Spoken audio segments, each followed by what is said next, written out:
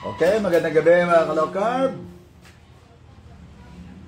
Ito po si Uncle Justin. Okay, tulad ng nai-announce ko kaninang tanghali sa aking post, na-extend ang aking fasting mula sa 24 hours ay ginawa nating 30 hours. Okay. Ngayong araw ay day 6 ng aking 24-hour fasting na i-target ko originally, no? Pero sapagkat itong huling araw ng aking fasting ng 24 hours at sa aking pakiramdam ay hindi pa ako nagugutom kaninang alauna. So naisip ko mga low carb na i-challenge pa ang aking katawan. Sa aking observation ay kaya pa, malakas pa naman ang aking energy.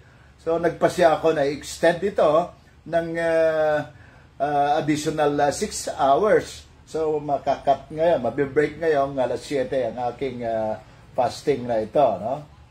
So samahan niyo ako mga ka-low carb sa ating pag-break ngayon ng breakthrough para sa akin ang 30-hour fasting, ano? Sapagkat sa akin parang napakadali na sa akin na gawin ang 24-hour. Nagawa ko na rin ang 25 actually.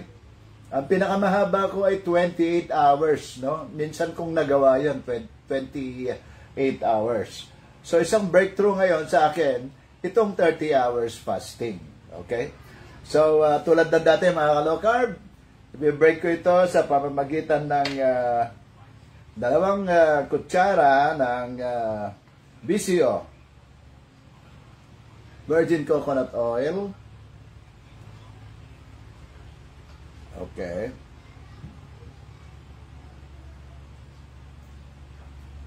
Yun,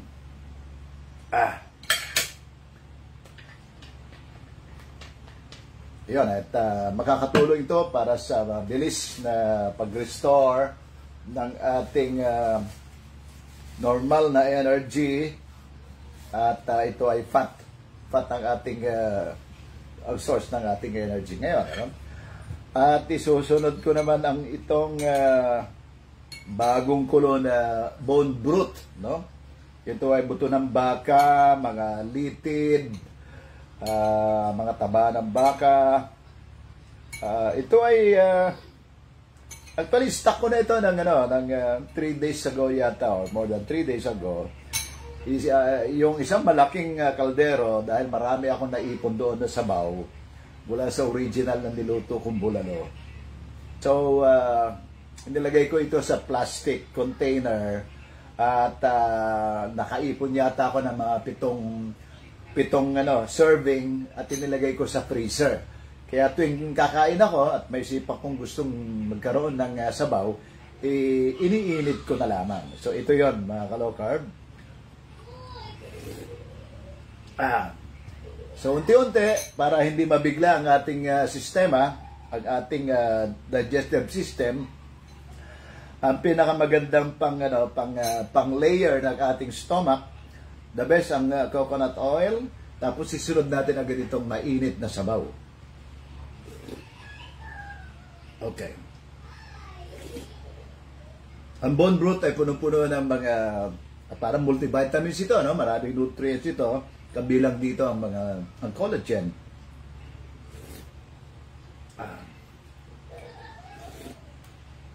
Okay mga low carb. At sinisilip ko yung aking monitor dito sa aking laptop. At kung ready na ito, no? Ang aking pagkain ngayon para sa aking pag-break ng aking fasting ay ito. Buttered shrimp. At kanina ay nagluto ko ng chicharong bulaklak. Itong chicharong bulaklak ay binili namin ito ni Giliw sa palengke ng sariwa. At ako na yung nagtimpla. Asin lamang ang timpla nito. At ganun din. per serving, inilagay ko ito sa container, nilagay ko sa freezer, at kung kakain ako, yung per serving lamang ang aking may lalabas at yun yung aking lulutuin. So ito yon mga ka-low carb, ano? Chicharon bulaklak. At meron ditong fried dried pusit, no? Fried dried pusit.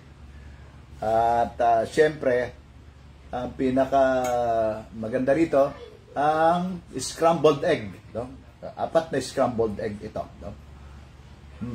So, syempre kasama yung itong ating ating soup, ang unang-una nating lalantakan na ka-low carb, no? Higup muna ako.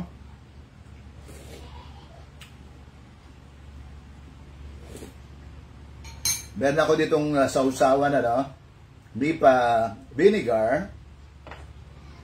Ito yung i-post ko dun sa aking timeline na parang fusion, yung fusion ito na parang fermentation, At nilagyan ko ng yung isang bote na malaki ng Nipa vinegar.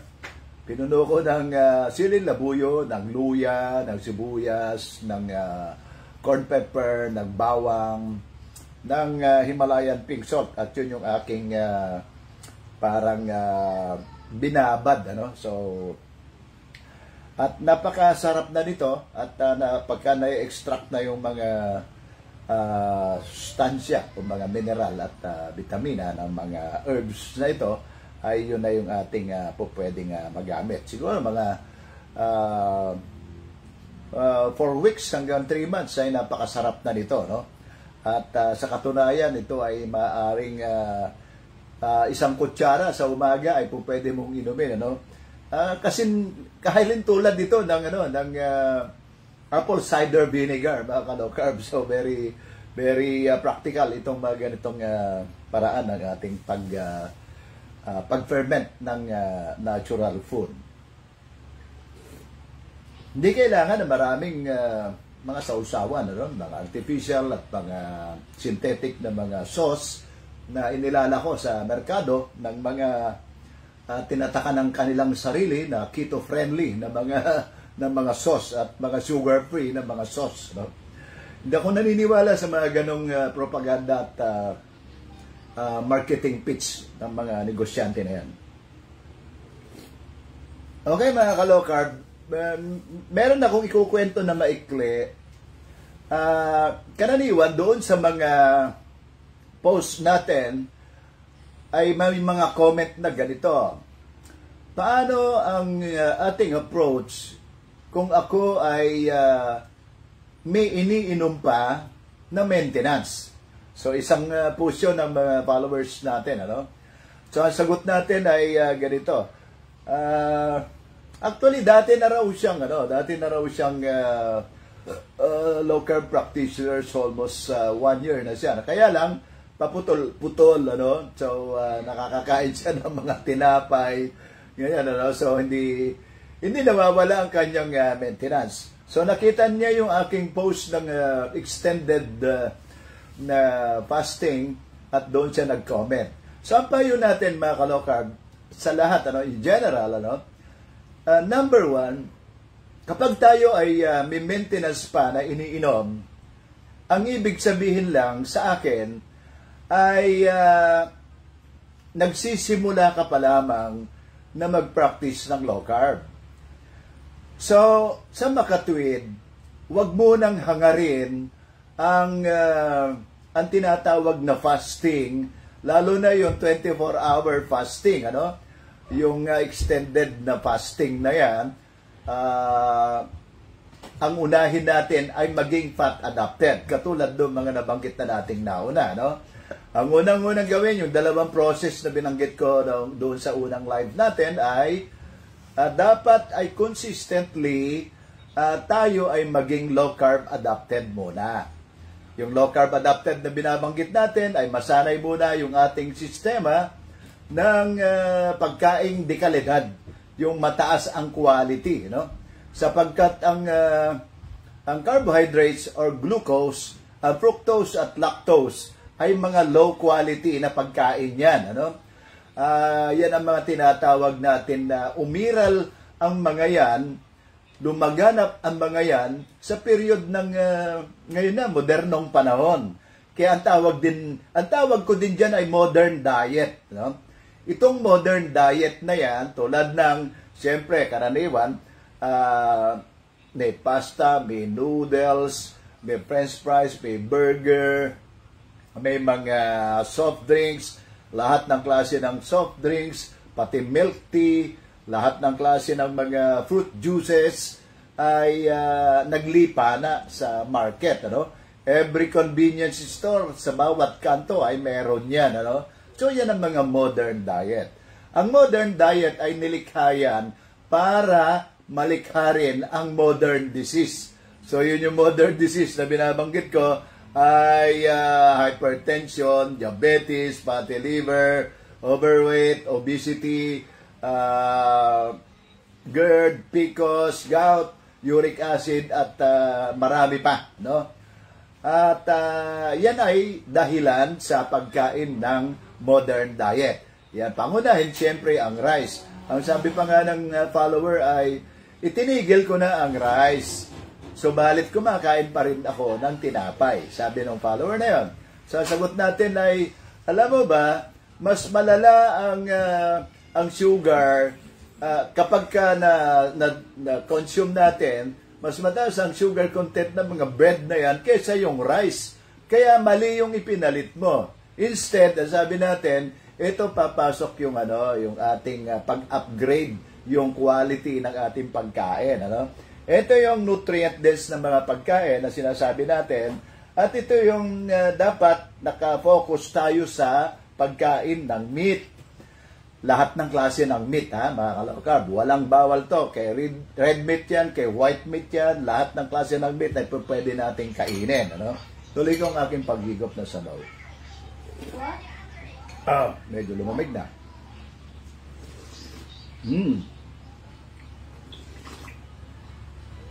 Okay.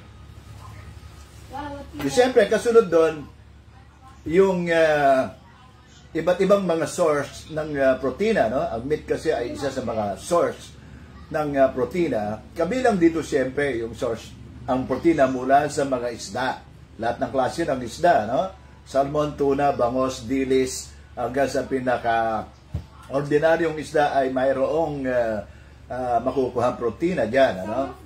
At ang isa pa ay ang egg. Lahat ng klase ng egg, itlog ng pugo, itlog ng penoy o kaya balot, yan ay whole food yung mga yan, ano? May protina at mayroong fat, ano? So yun ang dapat na kalidad ng ating pagkain instead na naka-focus tayo riyan. So ang isusunod natin na pinakamahalaga doon sa kabilang doon sa nutrient dense food, mga kalokarb, ay ang healthy fats. Ang kabilang dyan sa healthy fats ang tinatawag nating talo mula sa baka, taba ng baka, lard mula sa taba ng baboy, at iba pang mga animal-based na mga fat and oil. Ano? Ang mga plant-based naman na napakahalaga para sa ating nutrition ay ang coconut oil, avocado oil, kabilang dyan ang virgin, anong tawag dito? Extra virgin olive oil. No? Yan ang mga masustansya at tinuturing natin na healthy fats. Tuloy ko ang pag-inom.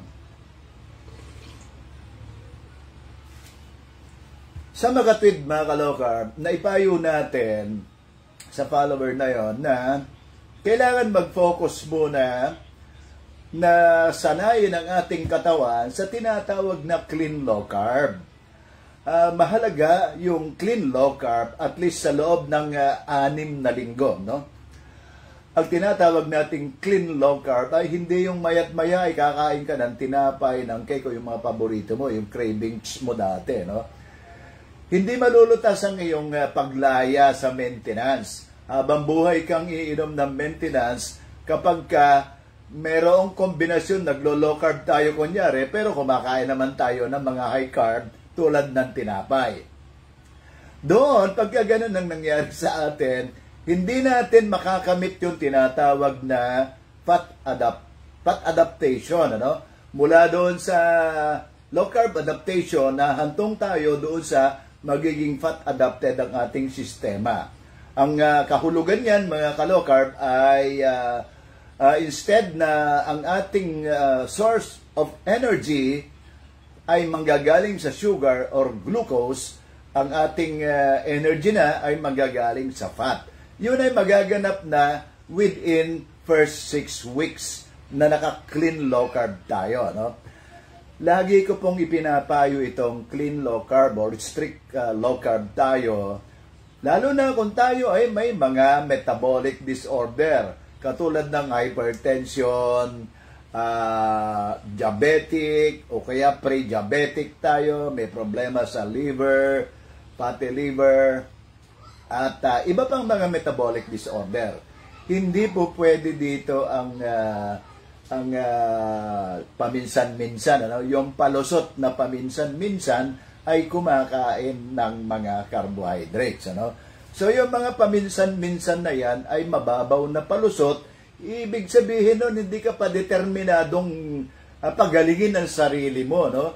Kasi yun lamang ang instrumento, yun lamang ang paraan para gumaling ang sarili mo, Sarili mo na yun, ha? Pero yung source ng sakit mo ay kinakain mo pa rin, yung carbohydrates, yung tinapay na yan, ano?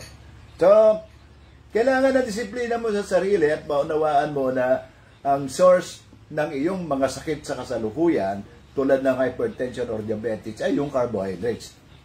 Ang lahat ng klase ng carbohydrates, mga ka-low carb, kapag na-convert yan sa ating sistema, sa ating metabolismo, ay nagiging sugar. At mentras kain tayo ng kain ng mga carbohydrates or sugar to that effect, ang ating insulin ay taas ng taas, ano? Taas baba, nag-i-spike, ano? Every time nakakain tayo ng glucose, carbohydrates, fructose, o kaya lactose, nag-i-spike ang ating insulin. Habang mataas ang ating insulin, ay hindi tayo magsisimulang malunasan ng ating sarili. Ibig sabihin, yung self-healing ay hindi magsisimula habang kumakain tayo ng carbohydrates. Magsisimula ang ating self-healing kung wala ang carbohydrates sa ating sistema. Dahil bababa yung insulin sensitivity kung tawagin, ay magiging normal ang ating insulin at doon magsisimula ang healing. Kaya, ang sabi ko nga, yung 6 na linggo na yan, na healing process, 6 weeks, mga ka-low carb, na healing process, mawawala, marireverse at manonormalize sa inyong mga blood pressure, blood sugar, at iba pang mga metabolic disorder. At kung ganon, pwede kayong magpakonsulta sa inyong doktor, makikita agad na hindi nyo na kailangang uminom at magpatuloy sa pag-inom ng inyong maintenance. Yun ang susi. So, yun ang paliwanag natin sa follower natin kanina, mga ka-low carb. Ituloy ka paghigop. Mas masarap kang pagka mainit,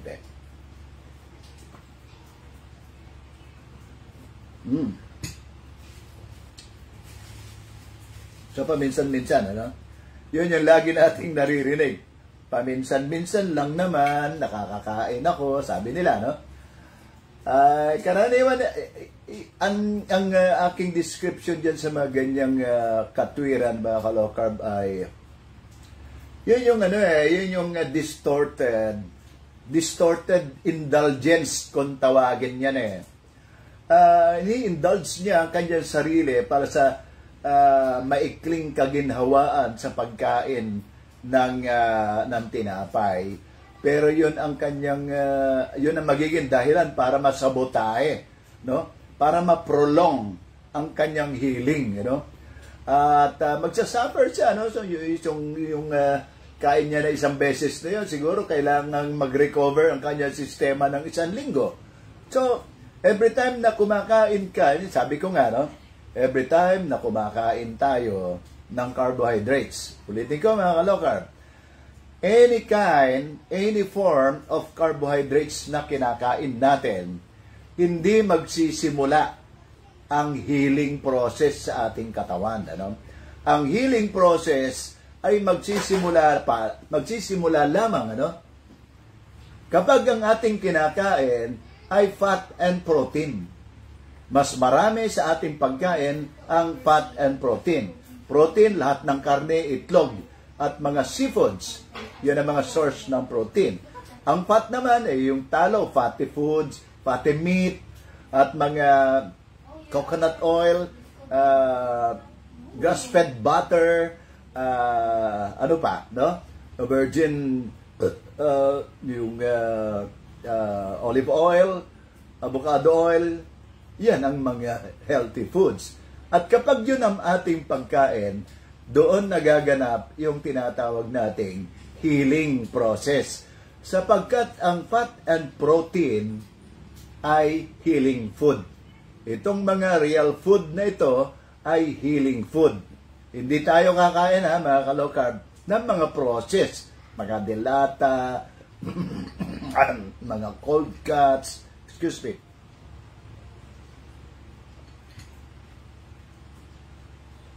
Sapagkat hindi tayo sigurado doon sa process ng paggawa nun. Sa period na tayo ay nagpapagaling, yun yung inuulit ko lagi, kailangan clean low carb. Strict na low carb ang ating gagawin. 6 na linggo lamang yun. Ikaw ay umiinom ng maintenance ng ilang taon na at kailangan nating lumaya dito sa pag-inom ng gamot ng maintenance na hindi naman nakakagaling. So, gano'n na lang kahaba yung 6 weeks. Pinakamatagal na yung 3 months para sa ma-reverse at mapawi, gumaling ang ating sakit at ma-normalize ito.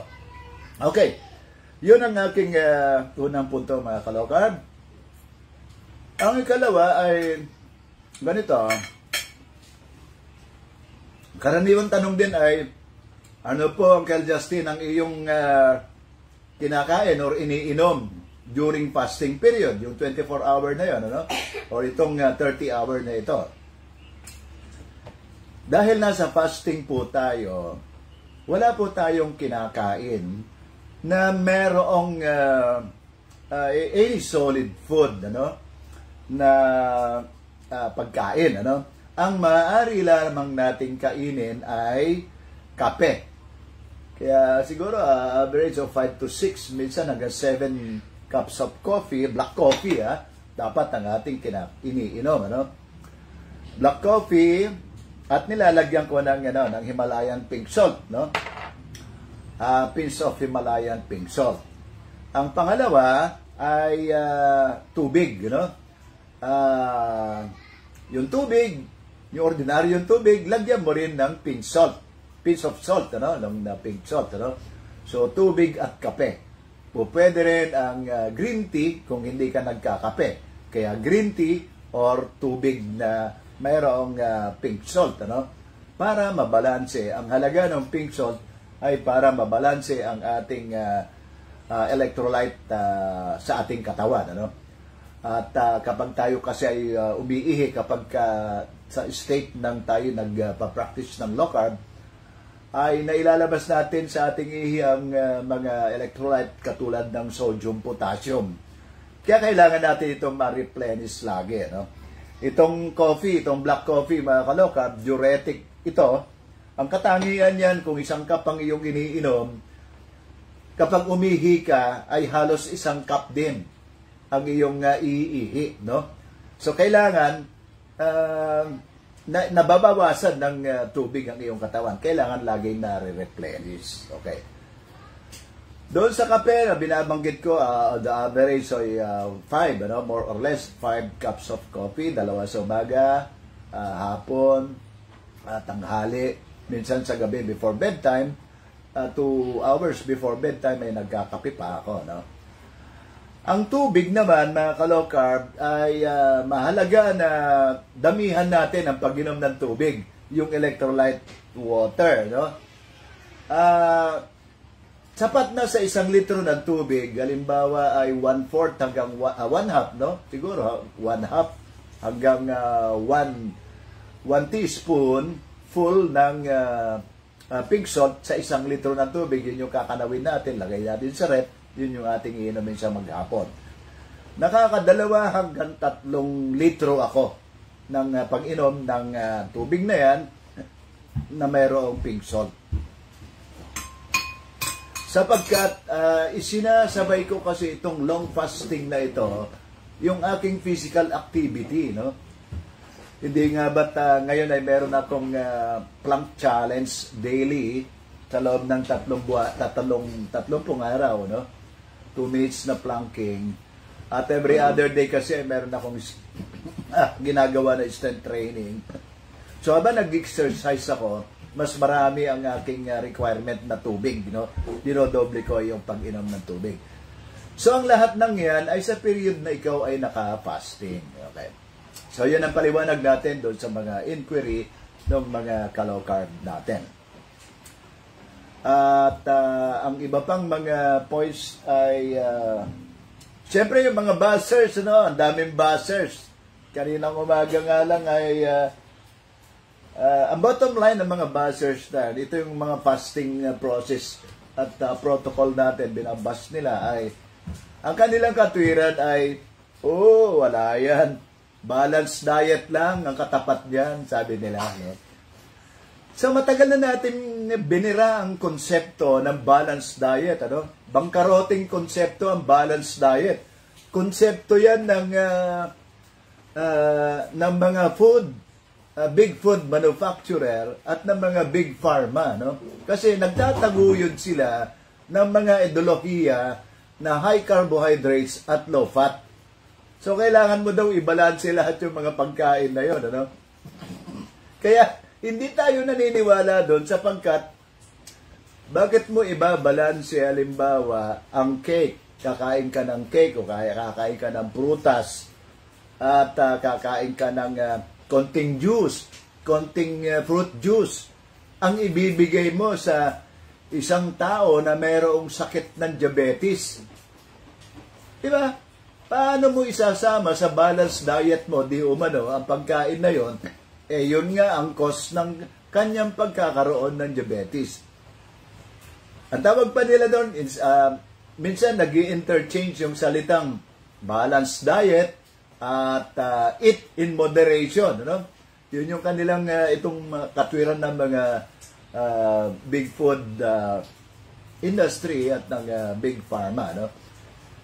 Ang lahat ng ito, mga ka-low carb, ay kabulastugan ito ng mainstream healthcare system, kabulastugan ito ng big food manufacturer, kabulastugan ito ng mga big pharma, at ang kanilang motibo ay ang bottom line nila.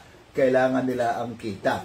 Ang kita nila ay manatiling may sakit, manatili ang ating metabolic disorder, at imamanage lang nila sa pamamagitan ng maintenance. So habang buhay nating iniinom ang kanilang reseta at maintenance. Sa atin, lahat yan ay dapat ibasura. Ang eat in moderation, ang balanced diet ay dapat ibasura. Ang dapat natin pagtuunan, ang nutrient-dense food, ang meat and ang fat and protein. Yun ang healing food. Ang rice ay hindi healing food. Ang mga prutas ay hindi healing food.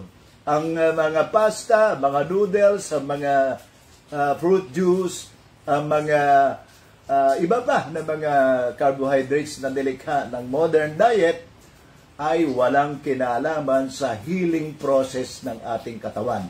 Sapagkat sila ang dahilan ng ating pagkakasakit. Para maalis yan, kumain tayo ng nutrient-dense food. Yun ang solusyon, mga ka-low carb, instead na manatili tayong sumampalataya diyan sa mainstream healthcare system na lalong nagiging alipin ang mamamayang Pilipino sa pagbili ng kanilang mga gamot na tinawag na maintenance. Maintenance for life. So, ang solusyon, mga ka-low carb, para sa atin, ang ating pinapractice ngayon, ay ang pagtataas ng kalidad ng pagkain, at yun ang low carb.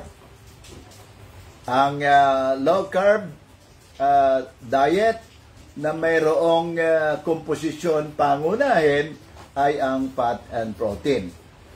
Optional sa bawat isa, optional naman ang pagkain ng mga fiber or vegetable.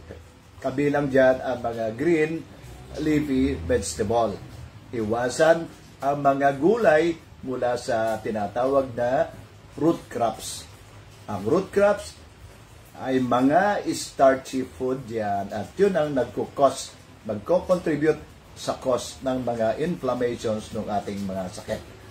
So, ang ating ginagawa ngayon, mga kalokab, na fasting ay isang tool ito para manatili tayong malusog. Ang makakamit ko dito sa 30 hours na ito ay, ang tawag dito ay deep autophagy, no? Deep cleaning. So, mula sa 24 hours na nagpa-function ng autophagy sa ating sistema, nagre-recycle, nagre-repair ng mga cells sa ating buong sistema.